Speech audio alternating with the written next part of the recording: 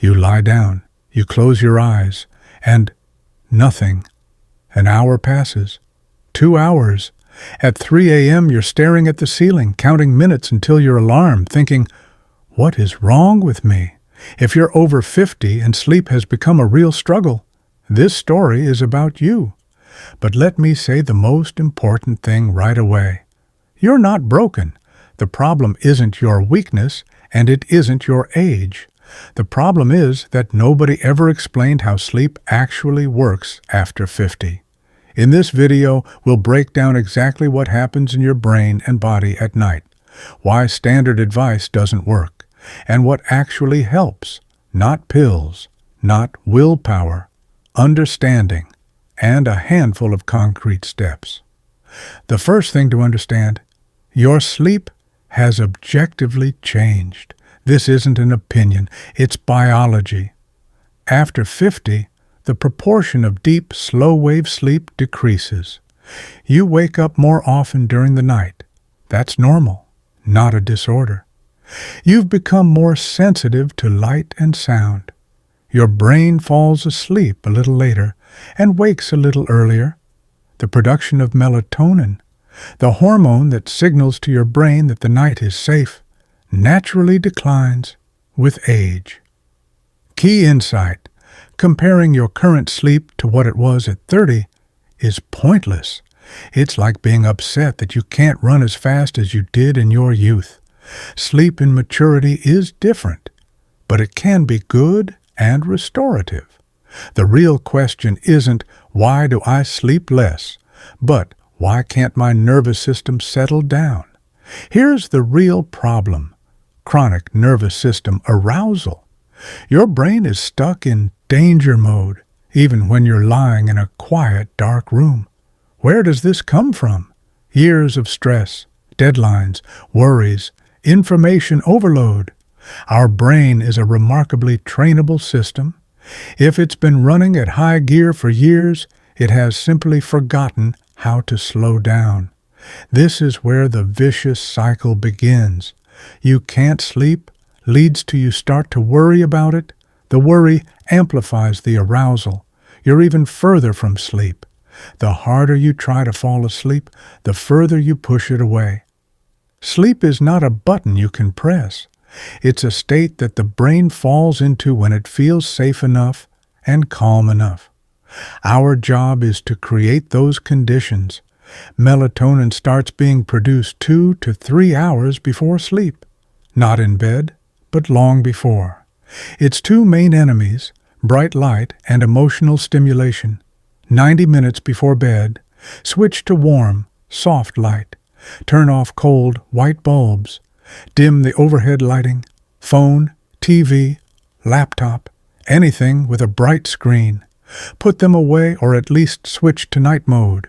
News, social media, heated conversations, anxious thoughts about tomorrow. All of this keeps your nervous system in awake and alert mode.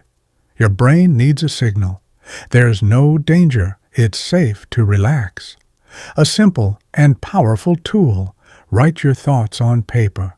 Everything spinning in your head. To-do lists, worries, unfinished conversations. Writing is a signal to the brain. This is recorded. I don't need to think about it tonight. Just 5 to 10 minutes with a journal genuinely changes sleep quality. This factor is underestimated by almost everyone. When we're anxious, we breathe shallowly, from the chest, quick and short. This lowers the level of carbon dioxide in the blood. And here's the paradox. The brain interprets low CO2 as a threat signal.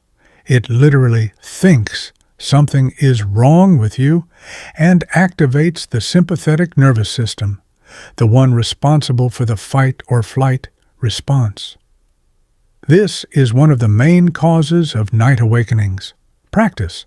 60 to 90 minutes before bed, spend 5 minutes breathing calmly. Place your hand on your belly. Breathe so your hand rises on the inhale and falls on the exhale. Inhale for 4 seconds. Exhale for 6 to 8 seconds. A long exhale activates the parasympathetic system, the rest and restore mode. No special technique needed, just slow belly breathing, 5 minutes, every evening. Body and sleep are directly connected. Rhythmic, moderate movement during the day is one of the most powerful regulators of circadian rhythms and the nervous system.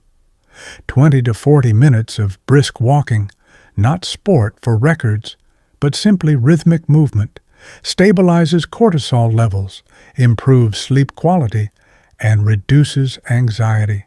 This works even at minimal intensity. But intense workouts after 6 p.m. are sleep's enemy. They spike adrenaline and body temperature, which take a long time to come back down. If you love active sport, move it to the morning or afternoon. Another point rarely mentioned: posture and body tension. A tense neck, hunched shoulders, a head constantly bent over a phone. This impairs blood flow to the brain and keeps the body in a state of tension. 5 minutes a day, consciously straightening up, relaxing the neck and shoulders, is a small action with a large effect. Have you ever woken up at 2 to 3 a.m. for no obvious reason? Heart pounding, anxious, impossible to fall back asleep. The cause is often a drop in blood sugar. When glucose drops at night, the brain treats it as a stress situation and releases cortisol and adrenaline to find energy. Result, you wake up, heart racing, thoughts scattered. What to do? Avoid heavy dinners, especially those loaded with fast carbohydrates. They cause a spike and then a crash in blood sugar. A light snack 1 to 2 hours before bed works well. Protein plus complex carbohydrates. For example, a boiled egg with a cracker or some cottage cheese with berries. Caffeine after 2 p.m., avoid it. Its half-life is 5 to 7 hours, meaning a cup of coffee at 4 p.m. is still active in your body at 10 p.m. Alcohol is its own story. It helps you fall asleep, but destroys the structure of sleep in the second half of the night. This is the most neurologically important point in the entire video. Remember it. When we fall asleep, activity must decrease in the brain region called the default mode network, which is responsible for self-monitoring, analysis, and control. In other words, to fall asleep, the brain must stop watching itself. But if you're lying there thinking, "Am I falling asleep? Why am I not sleeping? It's already 1 a.m. I only have 5 hours left." You're keeping that network active. Control is the opposite of sleep. Change the goal. Stop making falling asleep the objective. The goal of the night should be rest. You went to bed to rest. If sleep comes, wonderful. If not, you still rested by lying quietly. This isn't self-deception, it's physiological truth. Calm rest while lying down restores the body, even without sleep. Night awakenings are normal. Don't analyze them, don't worry. Just lie back down and breathe. Before we wrap up, a brief, honest word about pills. This is a sensitive topic, and I'm not asking you to stop anything without talking to your doctor. But here's the fact.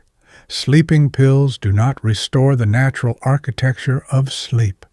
They induce a chemically altered state that the brain experiences differently from genuine sleep. Many patients report that after taking sleeping pills, they felt switched off, but not actually rested. Moreover, the longer sleeping pills are used, the more the brain forgets how to fall asleep on its own. A dependency loop forms. Melatonin is a different story. It doesn't cause dependency, but it doesn't work as a sleeping pill. It works as a time-of-day signal. Taken correctly, at the right time, in a small dose, it can help. But it won't replace everything else. Consult your doctor before changing any treatment plan. Let's bring it all together. Sleep after 50 is a reflection of your life as a whole, how you spend your day, how you manage stress, how you care for your body. There's no single button. There's a set of small changes that together create the conditions for deep restorative sleep. What you can start doing today, 90 minutes before bed, dim the lights and put away the screens. Write your thoughts on paper. Breathe from your belly for 5 minutes. And when you lie down, give yourself permission to simply rest, not to fall asleep. Don't try to implement everything at once. Choose one thing, practice it for a week, then add the next. That's how sleep is restored, through small, consistent steps. If this video was helpful, please like it. It helps the channel grow. Write in the comments, which tip will you try first? I'm genuinely curious. See you in the next video.